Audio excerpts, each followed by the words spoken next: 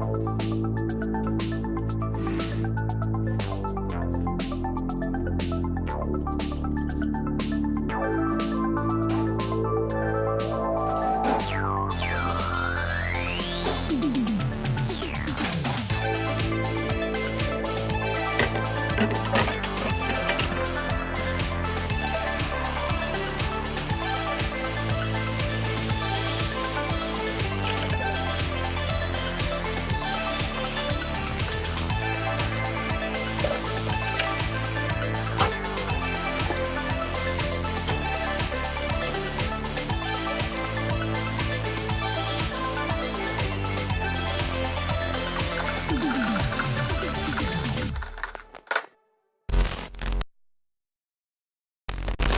you know, it'll happen to the best of us. We've all had it happen, and it's okay if it does to you too. Sometimes either something goes wrong and either you've infected your beer or it just got some oxygen on it, and then it's like mine where it's just kind of papery and just not what you want. But we've all had a batch go bad. And so today on our show, we want to talk about how to kind of move forward from here. I'm gonna prep some kegs just in case we want to keep this, but I need to prep these kegs anyway, and I thought that'd be fun for you guys to follow along and see. And then we're gonna pull out the beer, we're gonna see, do a taste and see what's happening with it. At this point, it tasted not great the last time I had it. It wasn't funky, it hasn't had any infection, but ultimately, unless I'm going to a party like this. Gentlemen, we need to attain maximum efficiency. Irene, attach to the light.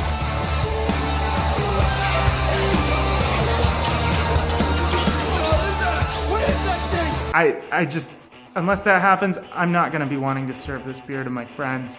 I've been to plenty of house parties where they've tried to pass their homebrew off as either like another beer or they just put it on the beer pong table, and that's just not the right way.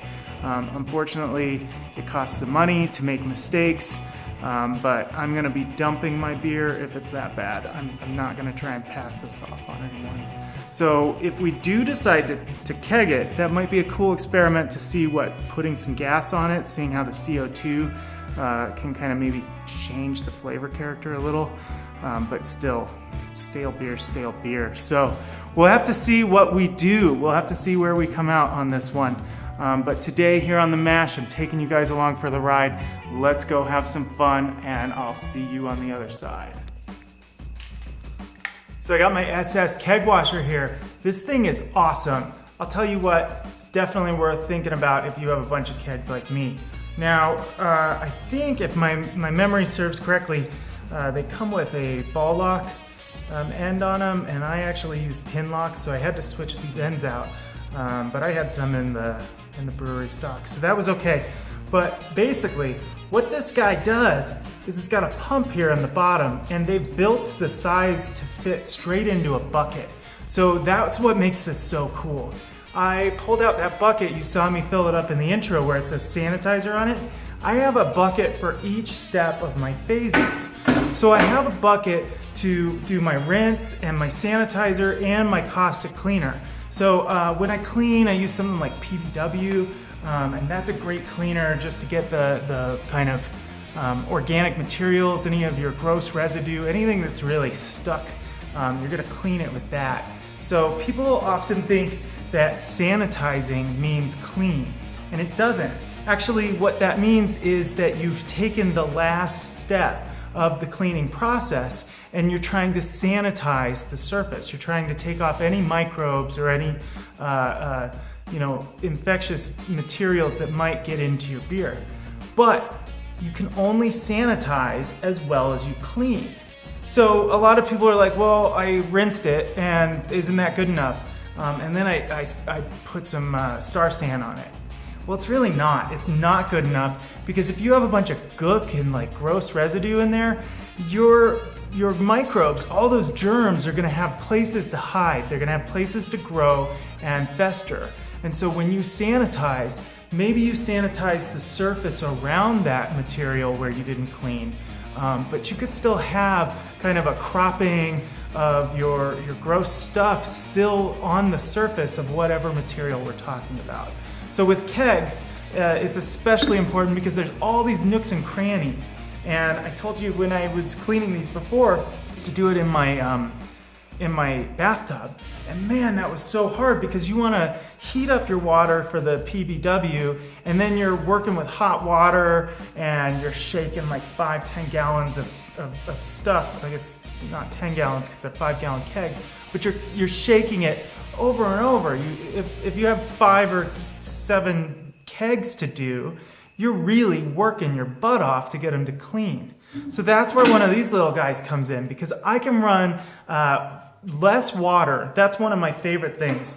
I'm from a fairly environmentally forward-thinking space, and water consumption is something we talk about a lot, and that's one of the reasons I love this keg washer, because ultimately I can do as many or more cleanings with less water, and that's awesome. All right, we've got my keg and my bucket of sanitizer here, and we're about ready to get started. I've gone ahead and cleaned these kegs with PBW. So remember, when we're talking about cleaning and sanitizing, those are 2 different steps. You have to make sure you clean before you sanitize. We'll talk more about sanitary practices in a different episode, but for now, let's just talk about this SS keg washer. The cool thing about the keg washer is that it's built to fit inside of any standard 5-gallon bucket. So I might do a rinse and then a wash and then a rinse again. The initial rinse getting out all that nasty stuff, and then the wash, rinse, and then sanitize. So that's kind of my workflow for using this. Now it connects up to your gas and your liquid lines just like you would with like a beer and a CO2. So this also has a pump, and the pump then pulls the sanitizer up and sprays it through this clean in place keg. And that is awesome. It's like having a little piece of professional brewery kit in your home brew. I love it. This thing is a neat little piece of equipment. So let's hook this thing up. It's really simple. You have this adjustable arm here, and we can just adjust the length that it has out. And then you just put it into your keg.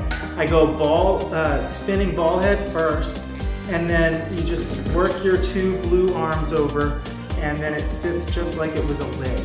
And then we can go ahead and just pull our arm up, and we'll adjust the arm down using the spinning lock to put it in place.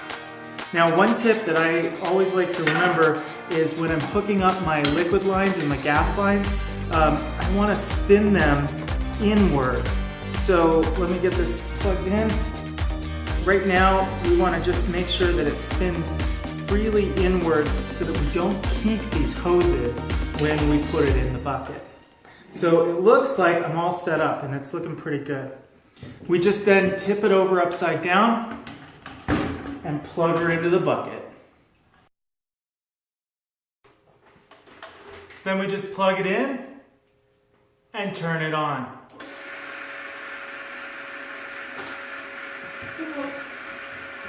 I like to check to feel that I'm getting heat or cold depending on what liquid I have, just to make sure that the spray ball's spinning and that everything's getting sprayed.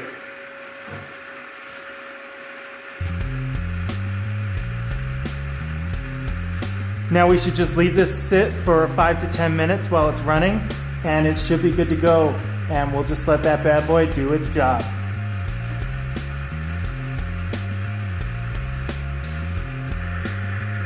The last thing to remember is to hit our freshly cleaned keg with some CO2. There's a little bit of antimicrobial protection that the CO2 adds, as well as holding all of our seals nice and tight and making sure that we keep those germs out and keep this as a sanitized keg so it's ready to go the next time we want to use it. All right, this is my last keg to clean. I gotta get back inside, it's starting to get dark. We'll pick up where we left off on the next part of this episode when we start tasting that beer and checking out what goes wrong with my brown IPA. I hope you enjoyed this rundown of the SS Brewtech Keg Washer. This thing's sweet, and I definitely would recommend it if you're thinking about getting one. Anyway, I'll catch you guys next time. Take care and cheers.